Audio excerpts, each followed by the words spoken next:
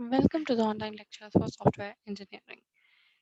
In today's class, we'll be discussing the topic about testing.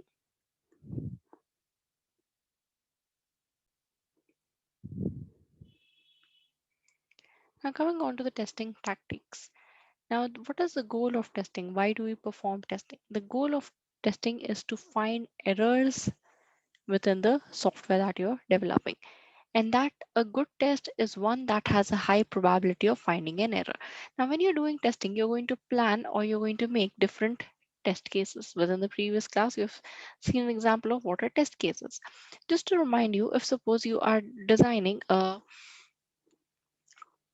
Facebook page, you're going to test each and every function. If suppose you're going to check the login function, within the login function, what you're going to do, within the login function, what you need to do is basically you need to enter the email ID and you're going to enter the password.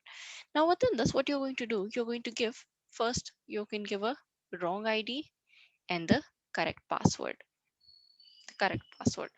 and you're going to see what is going to be the output. Then now here you're going to have the expected output and the output that you've got. Now expected output is this should tell you that the ID that you have entered is incorrect.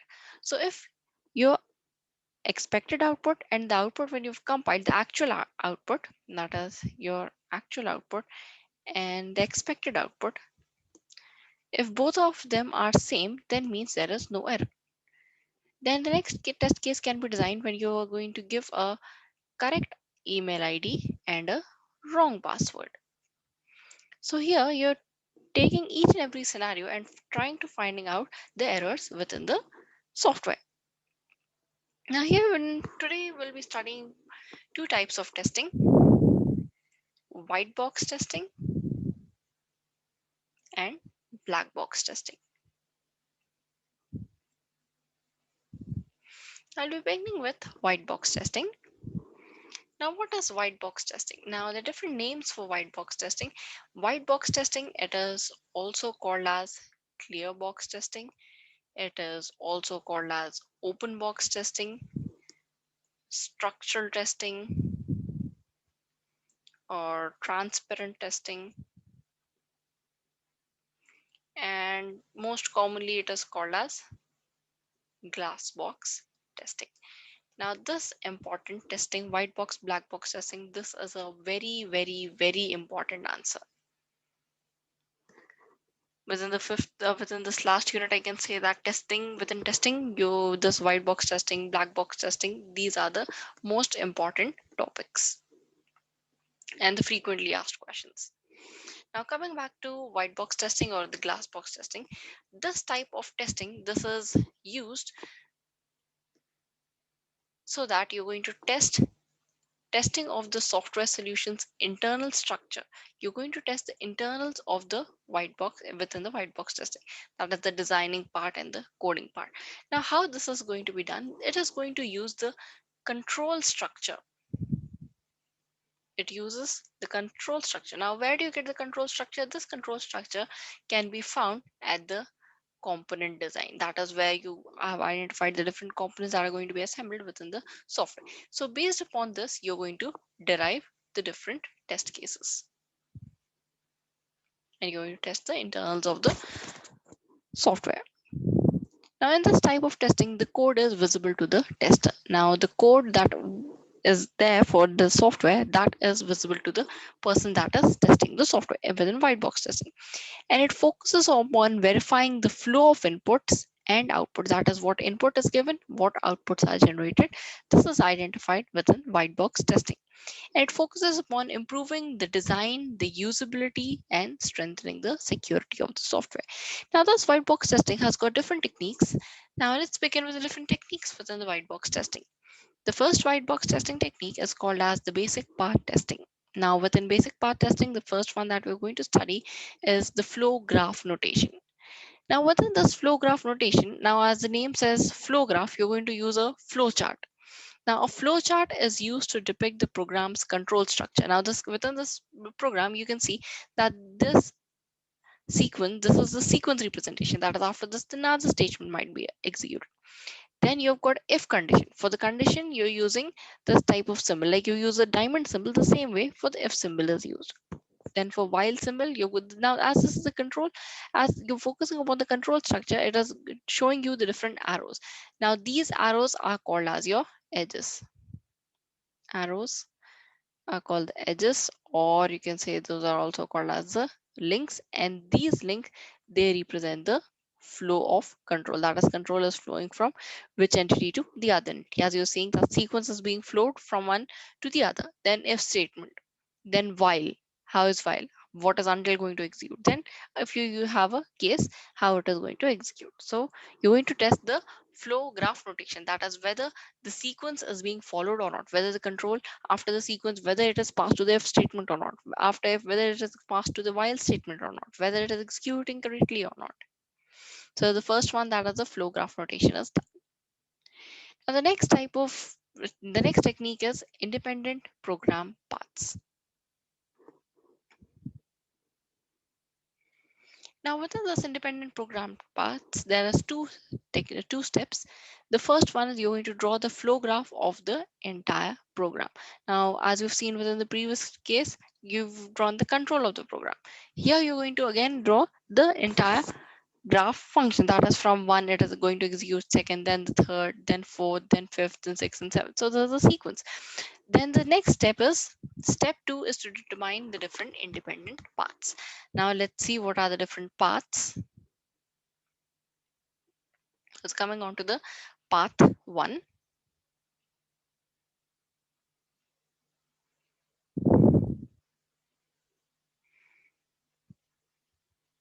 Path one. Path one can be you're going from 1 to 2. From 2 you're going to 5. Then from 5 you're going to 7. So this is one path, that is 1, 2, 5 and 7. First path, that is this part of the code is being executed. Then let's see the another path, that is path 2.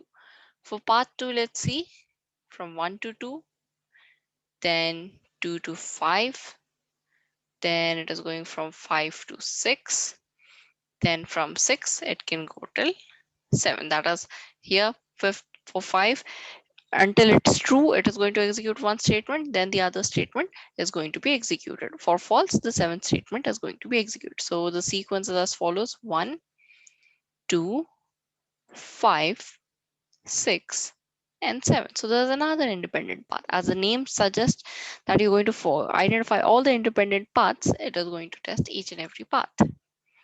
Then let's go for path 3.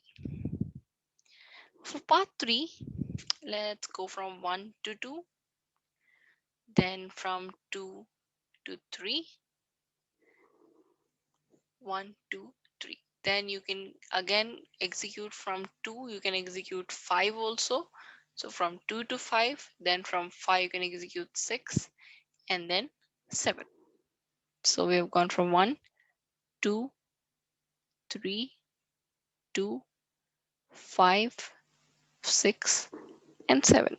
Now here, how from 2 why it is going to 3 and again 5, until when it is true it will execute the statement. If false, then the other statement will be executed. Then path 4, let's see for path 4, from 1 to 2, 2 to 3, 3 to 4, then this 4 to 2, then loop. Then from 2 it can go to 5, 6 and 7. So the path 4 will be 1, 2, 3, 4, 2, 5, 6 and 7. So all the different paths are going to be tested within the independent program paths. You're going to try and identify whether all the different paths, whether the program is able to execute all the different paths within the program. So this is your independent program paths.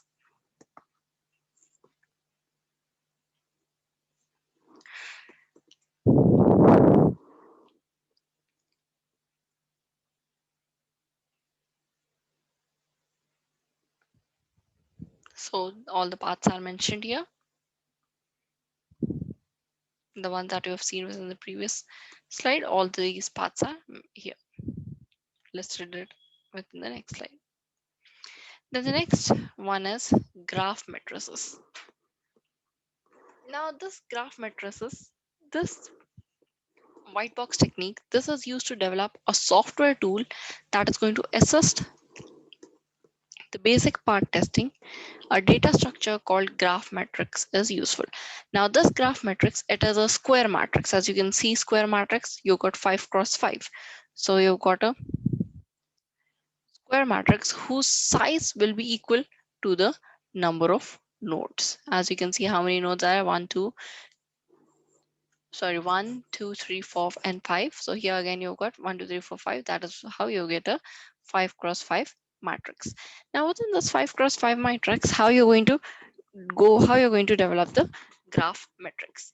Now you're going to first draw a 5 cross 5 matrix.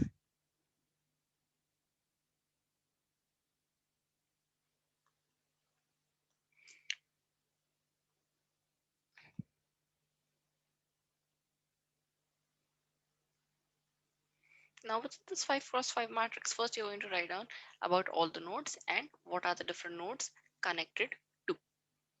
So the first node is passing the control to the third node. So here first you got the node and it is connected to which one is connected to 3. So here 1 cross 3, it is connected via A. So here you've written A. Then next one, no. Again, C1 is connected to any other node? No. So go to the third node. Now this third node, it is connected to the fourth node via B. So coming to third, 3 is connected to 4 via the B node. Then again, 3 is connected to the second node via D. So 3 cross 2, that is D is connected.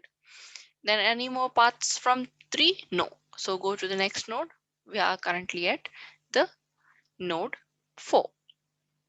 Now this fourth node, it is connected to 5 via F. So 4 cross 5 is connected via F. Then again 4 is connected to 2 via C. So 4 cross 2 is connected to C. Then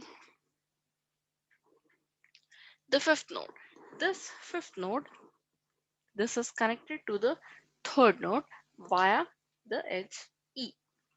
So here 5 is connected to 3 by E. Then 5 is also connected to node 2 via this edge, that is G.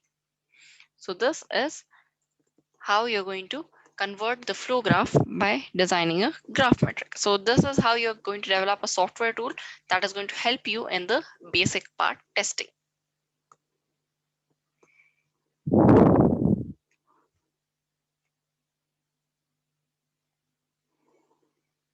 Now the next one is deriving test cases.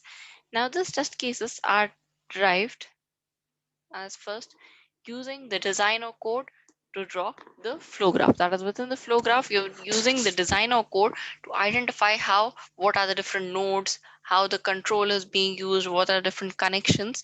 These are identified and you draw the flow graph. Then you determine the cyclomatic complexity. Now this cyclomatic complexity, it means the complexity of the program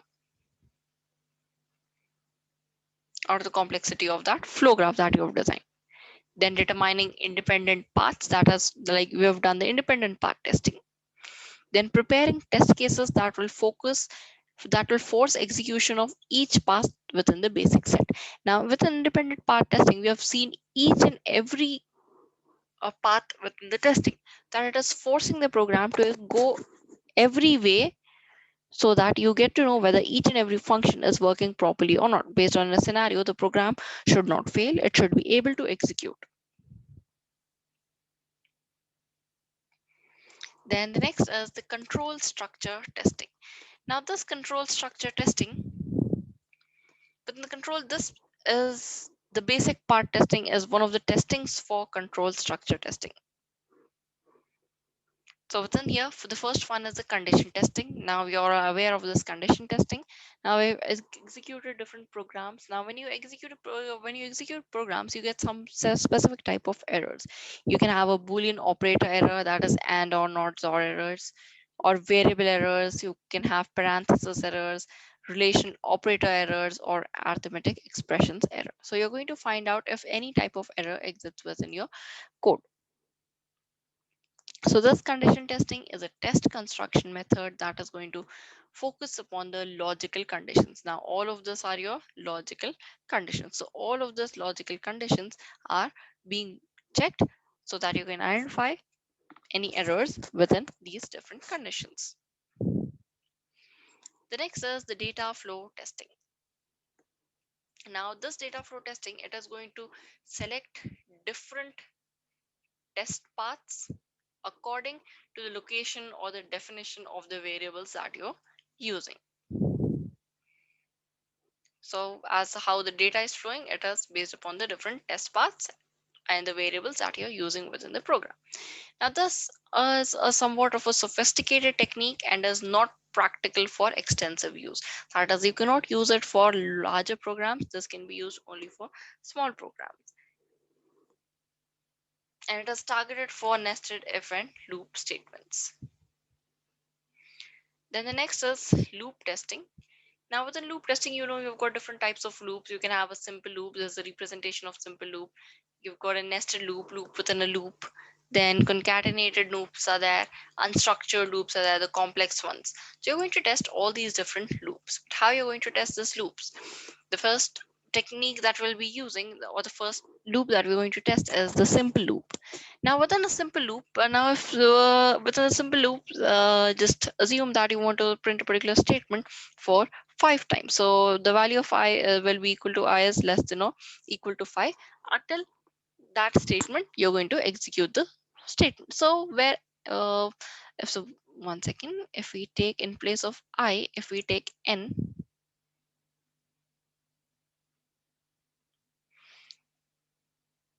so n is less than or equal to 5. Yeah. So where n is the maximum number of allowable passes, n is equals to 5. So you're going to, how you're going to test it, you're going to skip the entire loop. That is, you want to print this particular statement, you're going to entirely skip this file and check whether the execution, whether the program is going to execute further or not. Then only one pass through the loop. That is, in place of n is equals to 5, you're just going to try and run it for n is equals to 1. Then n passes through the loop. You're going, sorry, 2 passes, you can go for 1, then you've tried for 2. Then m passes through the loop where m is less than n. That is, you can go for 3 or 4, where as 3 or 4 are less than 5. So you're going to try for m is less than n passes. Then you're going to try for n minus 1, n and n plus 1.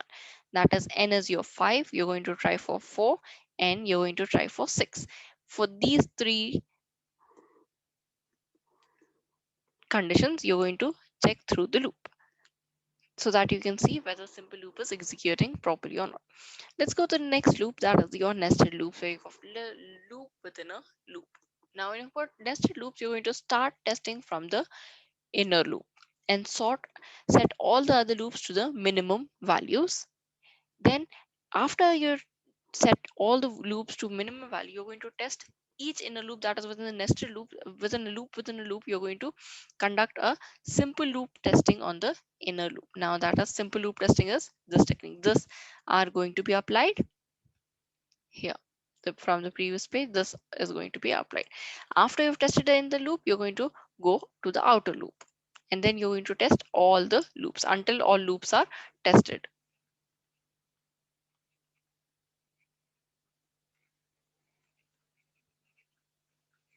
Then the next is concatenated loops. Now within concatenated loops, if independent loops are there, you can go for simple loop testing. If there is a dependent type of testing, you're going to follow nested loops. Just to recall, this is how your concatenated loop looks like. So if it is independent, you can go for simple loop. If it is dependent, you can go for nested loops. Then the last one is Unstructured loops. Unstructured loops. Now this is your unstructured loop. This is a very complex loop. Now this type of loops you're not going to test. You're going to redesign it and either make it a simple loop, nested loop, or a concatenated loop. Then the next type of testing is black box testing. Now this black box testing, this is applied at the later stages of testing. Now this black box testing, it is not an alternate to white box testing. Both type of testing needs to be done when you're designing a particular software. So within this black box testing, it is also called as behavioral testing. Now within this testing technique, you're going to test without looking at the internal code structure. Within black box testing, you're not going to look to the internal code structure. Now, this technique is going to focus only upon the functionality of the software.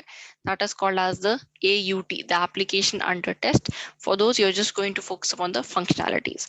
Now, these functionalities are checked without looking at the internal code, as you do not have access to the internal code. So you're not going to test based upon your inner code. You're going to not look at the internal code structure or even the implementation details or any knowledge of the internal paths. Without having any knowledge about this, you're just going to focus upon the functionality of the software. Now, this type of testing, it is based entirely upon the software requirements and the different specifications, because functional, from where can you derive the functionalities? These functionalities can only be derived from the different requirements that were there at the beginning and the specifications that were listed by the end user. Now, this black box testing, it involves testing from external or end user type of perspective. That is, whether the functional external end user is the person that is using the that is going to be the person that is going to use the software. So the customer. So you're testing it based upon only the functionality of the software. Now, this black box testing, it is going to focus to find errors within incorrect or missing functions. As you're focusing upon the functionality, whether there is an incorrect function or function is being missing, you're going to focus upon that. Any interface errors are there, or error in data structures, there's a behavior or performance error is there, or initialization and terminating errors, whether at the starting of the program or the end of the program, if any errors are there. So these 5 types of errors are being identified within the black box testing.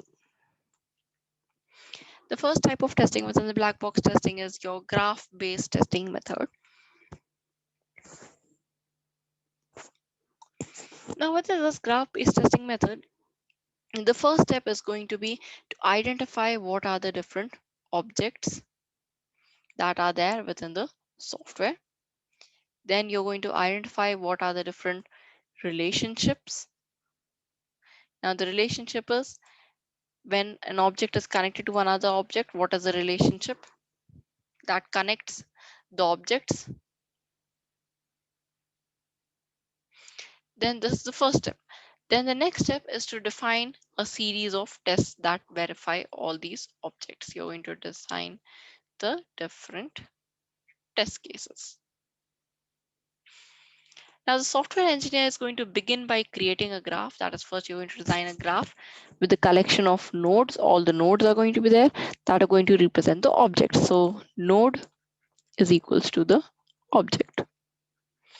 Links that represent relationship between objects. Now here in links, the way the links are connected, it can be a directed link, it can be a bidirectional link, or it can be a parallel link. So you're going to identify the nodes and the relationships, the objects that are the software, objects that are the nodes, and relationships that are the connections. So coming on to this example, now the first one is a graph notation where you've got three different objects. Object one is connected to object two via directed link. The arrow is there, so it is a directed link. Object two is connected to three via parallel link. Now you can also have a node weight to that particular link or to any other node also. Then undirected link means there is no arrow for this particular link. Let's take an example for this where you opening a new file menu. Select. Now suppose within a Word file or in a presentation file you're going for control and a new file is being opened. So this new file is going to open a new document. A fresh blank page is going to be opened. That is a document window is open. Now this directed link you can also have statement written, that is menu select generates. That is when you go to the menu and select for new, it is going to generate this directed window. How much time this generation is going to take? That is your link weight, less than 1.0 seconds. Now, giving the node weight value, that is the starting dimensions, the background colors, the text colors are defined for that particular document window.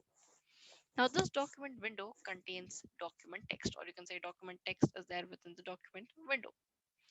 Then, or else, like this is a detailed process. If you're coming from 1 to 2 and 3, this is a detail. If you directly come from new file menu select, you're going to get a document. That is new file document can be represented as a document text. So this is one of the example. Coming on to equivalence partitioning. Now with an equivalence partitioning, it is going to divide the input domain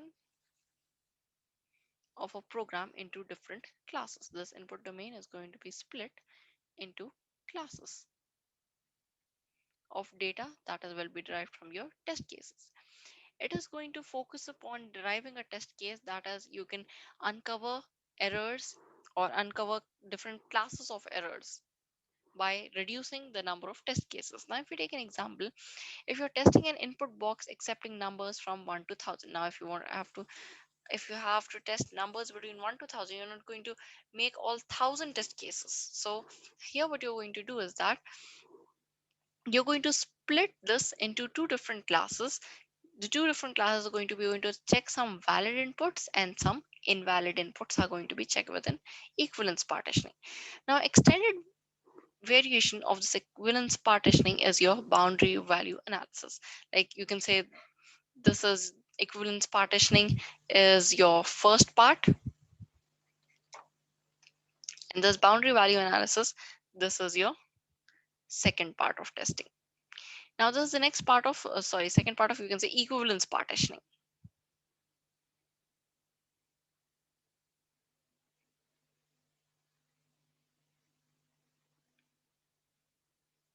Now here, the boundary value analysis technique is used to identify the errors at boundaries rather than finding those that is existing within the center of the input. That is from 1 to 1000, you're not going to focus upon all the test cases that are going to from tens to 900. You're not going to focus upon this.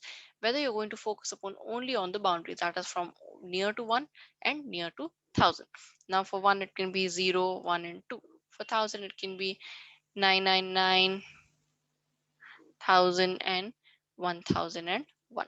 So here these are your two boundary conditions.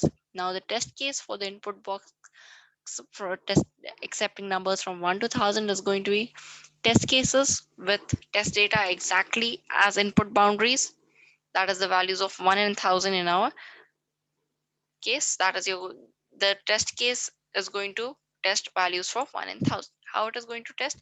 The test data with values just below the extreme edge of input domain, that is 0 and 999. Just below means just below 1 is 0, just below 1000 is 999. So you're going to test 0 and 999 first. Then test data with values just above the extreme edge. That is, you're going to take data here as your test data is going to be 2, extreme edge is going to be 2, from or 1000 it is going to be 1001. So this is your extreme edge. They're going to test first the just below the extreme edge and just above the extreme edge. The boundary value analysis is often as part of stress and negative testing. Now, stress testing is when you increase the load to a particular software, whether the system is going to give the same accuracy and performance. That is called as your stress testing. So this is the boundary value analysis. This is a combination, or you can say a continuation of your equivalence partitioning. With equivalence partitioning, you're going to make use of the boundary value analysis technique. Then the next one is your orthogonal array testing. Now, this orthogonal array testing is systematic and a statistical way of a black box testing technique that is used with number of inputs to the application under test is small but too complex for an exhaustive testing. That is, whenever you're designing a particular software, now that input domain, that is the inputs that is required, this input is small, but when you have to test it, this becomes exhaustive. This becomes very large for testing. At that case, you make use of the OAT testing. Now, if we take an example of that, that is, if you're testing, if you have three parameters, now the input is very small. The input is three, but when you have to test this, and each of these parameters has three different values. So the different test cases that will be generated will be 3 to the power 3. That will give you the value of 27. So if you use the orthogonal array testing, it is going to reduce the test cases to the value 9. That is, testing 3 is fine, but if these three have three different parameters, testing 27 is difficult. So this is going to reduce it to 9. But how it is going to reduce it to 9? It is going to remove the repeated decisions are going to be removed from the decision table within OAT. So this is your black box and white box testing techniques. Both answers, black box and white box, these are very, very important.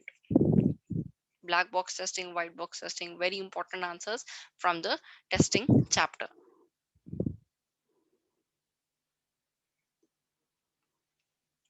So with this, we end the class. Thank you.